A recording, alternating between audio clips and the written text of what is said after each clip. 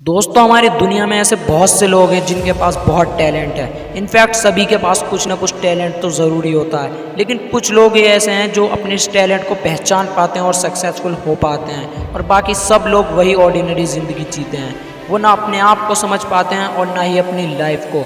और इसलिए मैं आज आपसे एक ऐसी कहानी शेयर करूंगा जो आपको अपने आप को समझने में बहुत मदद करेगी। तो कहानी को शुरुआत से एंड तक सुनिएगा। ये कहानी है एक भिखारी की जो किसी शहर के रेलवे स्टेशन पर रहता था। वह वहाँ आने जाने वाले रेलगाड़ियों में बैठे यात्रियों से भीख मांगकर अपना पेट पालता था। एक दिन जब वह भीख मांग ही रहा था तो सूट बूट पहने एक लंबा सा व्यक्ति उसे दिखाई देता है। उसने सोचा कि यह व्यक्ति बहुत अमीर लगता है, इससे भीख मांगने पर यह मुझे ज़रूर अच्छे पैसे देगा। वह उस लंबे व्यक्ति के पास भीख मांगने लगा। भिखारी को देखकर उस लंबे व्यक्ति ने कहा, तुम हमेशा भीख ही मांगते हो, क्या कभी किसी को कुछ देते भी हो? भिखारी बोला, साहब मैं तो भिखारी हूँ, हमेशा लोगों से भीख मांगता ही रहता हूँ। मेरी इतनी औकात कहाँ कि मैं किसी को कुछ दे सकूँ। वह लंबा व्यक्ति बोलता है, जब किसी को कुछ दे नहीं सकते तो तुम्हें मांगने का भी कोई हक नहीं है। मैं एक व्यापारी हूँ और लेन देन में ही विश्वास करता हूँ। अगर तुम्हारे पास मुझे देने के लिए कुछ है तभी मैं तुम्हें बदले में कुछ दे सकता हूँ। तभी वह स्टेशन आ गया जहाँ पर उस लंबे व्यक्ति को उतरना था। वह ट्रेन से उतरा और चला गया।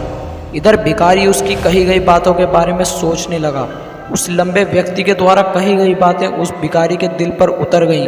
वह सोचने लगा कि शायद मुझे भीख में अधिक पैसा इसलिए नहीं मिलता क्योंकि मैं उसके बदले में किसी को कुछ दे नहीं पाता हूँ।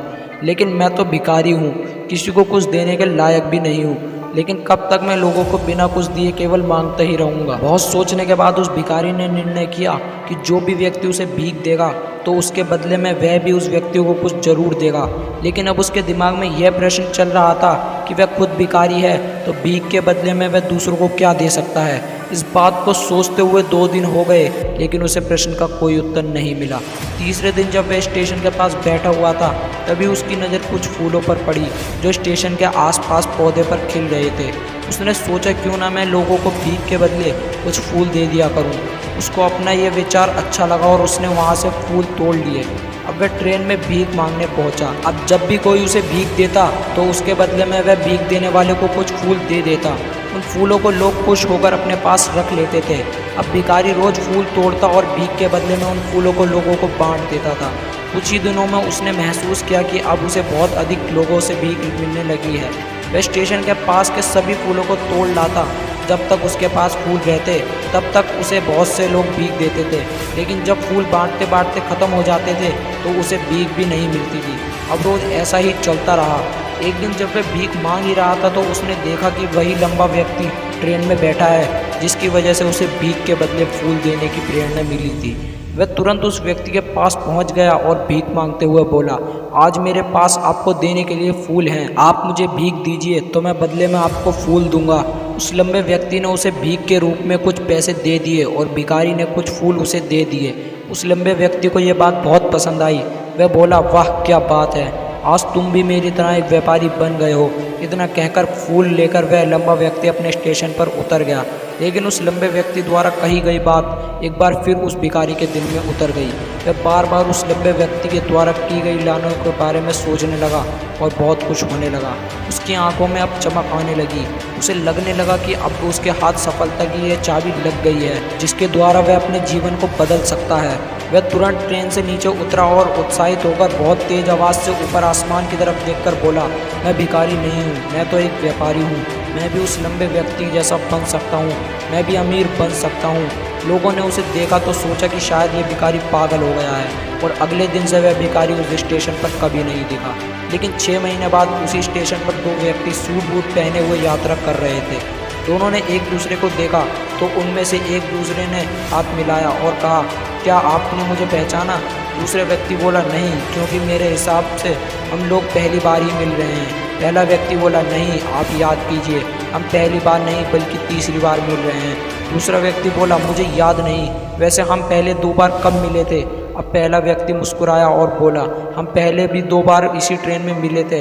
मैं वही भिखारी हूँ जिसको आपने पहली मुलाकात में बताया था कि मुझे जीवन में क्या करना चाहिए और दूसरी मुलाकात में बताया था कि मैं वास्तव में कौन हूँ। दूसरा व्यक्ति मुस्कुराया और अचंभित होते हुए बोला, ओह याद आया, तुम वही भिखारी हो जिसे मैंने एक बार भीख देने से मना कर दिया था और दूसरी बार मैंने तुमसे कुछ फूल खरीदे थे, लेकिन आज तुम ये सूट बूट में कहाँ जा रहे हो और आजकल क्या कर रहे हो?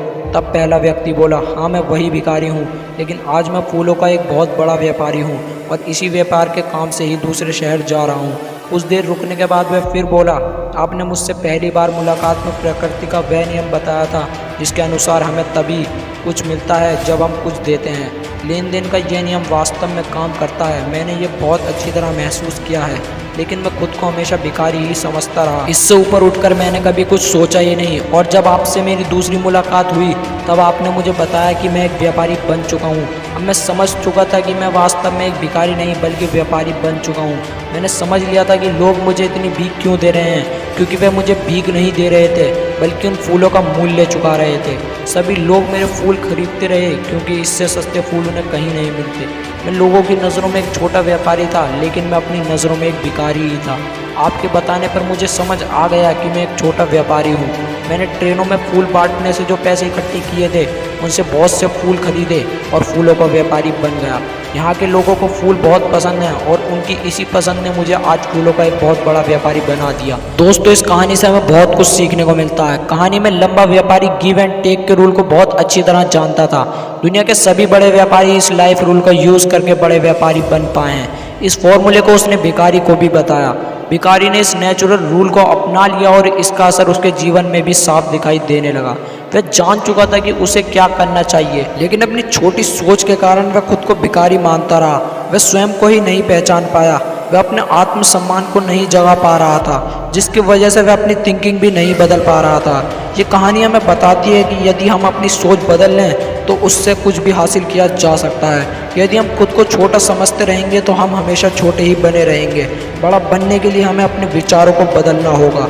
हमें खुद के बारे में बड़ा सोचना होगा, तभी हम बड़े बन पाएंगे। कहानी में भी भिखारी खुद को भिखारी ही समझता रहा और भिखारी ही बना रहा, लेकिन जब उसे पता चला कि वह तो व्यापारी है तो उसने अपना विचार बदला। अपने बारे में विचार बदलने से उसका जीवन भी बदल गया। उस लंबे व्यक्ति ने तो केवल उसका आत्मसम्मान जगा दिया था और वह इसी कारण आज भिखारी से एक बहुत बड़ा व्यापारी बन पाया। उस लंबे व्यक्ति को बातों से उस भिखारी के जीवन में बहुत बदलाव आया। वास्तव में उस भिखारी का सेल्फ रिस्पेक्ट जाग गया और सेल्फ रिस्पेक्ट और कुछ भी नहीं बल्कि हमारी खुद के बारे में थिंकिंग है। आप भी प्रकृति के इस नियम को सीखिए, अपना आत्मसम्मान को जागृत कीजिए, अपनी सोच को बदलिए और उसे बहुत बड़ा बनाइए। ऐसा करके तो देखिए, आप पाएंगे कि आपका जीवन बदल चुका है और आप एक पहाड़ पर सबसे ऊपर खड़े हैं और पहाड़ का नाम है सफलता।